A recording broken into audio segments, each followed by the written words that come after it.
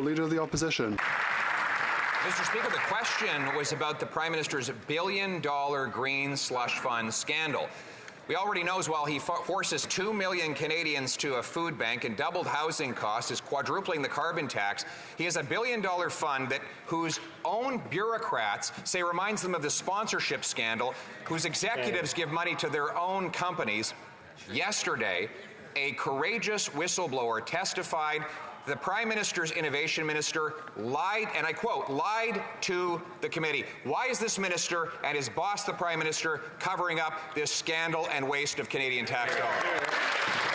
The Right Honourable Prime Minister. It's not surprising that the Conservative leader doesn't want to talk about his failed Republican-style plan to shut down Parliament last week. All his 30-hour temper tantrum achieved was to show Canadians the party's true colours and cost Canadians $2 million in wasteful spending. The Conservative Party tried to cut affordable childcare, cut construction of affordable housing, and defund the police and Canada's armed forces. While they want to bring us back to the Stone Age, we'll stay focused on Canadians. The Honourable Leader of the Opposition. Canadians are forced to eat stone soup this winter after this Prime Minister gave us the worst food price inflation in 40 years, and we have 2 million Canadians, a record-smashing number, lined up at food banks. I know the Prime Minister is desperate to avoid defending his own track record, or worse yet, his quadrupling of the carbon tax. There is a common-sense Conservative bill, C-234, in the Senate, up for the vote today. Will the Prime Minister stop blocking the bill, axe the tax so that our farmers can feed families?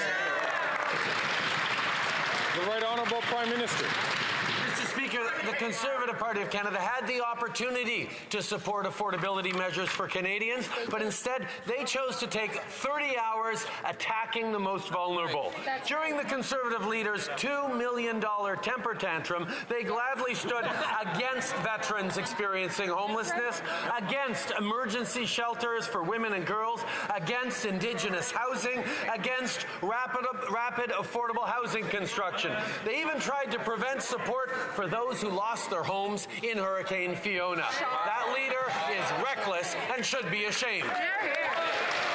The Honourable Leader of the Opposition.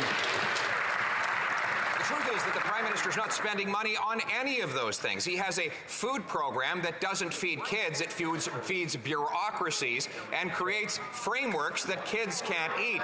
He has a housing affordability program that doubles the cost of housing, a housing accelerator that hasn't built a single house, a carbon tax that hasn't reduced emissions. So instead of spending billions on programs that cause inflation and do nothing but sound pretty, why won't he axe the tax on our farmers so that they can feed Canadians this winter? The Right Honourable Prime Minister. Whether the Leader of the Opposition makes a homemade video about it or not, a key factor contributing to food inflation around the world is Putin's illegal war in Ukraine. That party has been playing right into the Kremlin's hands by voting against Operation Unifier, by voting against funding for military aid to Ukraine, and by voting at every opportunity, including again this morning, against the Canada-U-Trade free trade agreement that Ukrainians have been asking for.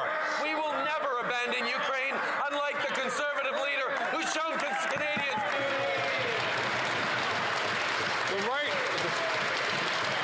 The Honourable Leader of the Opposition. The Prime Minister is desperate to distract from the misery that he caused here at home. I wonder if he could just for once think about Canadians instead of thinking about himself.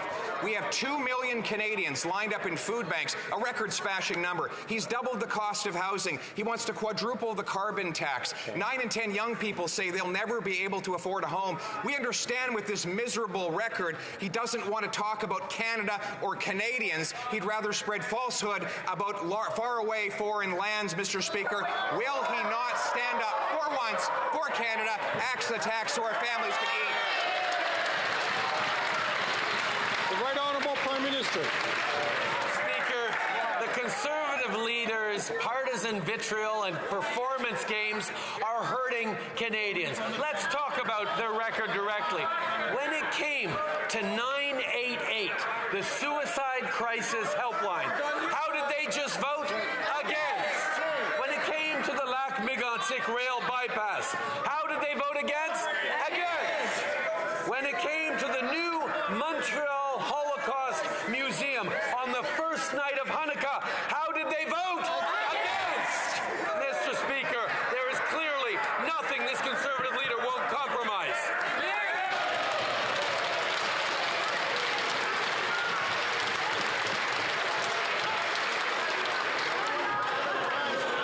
À l'ordre. À l'ordre. Order.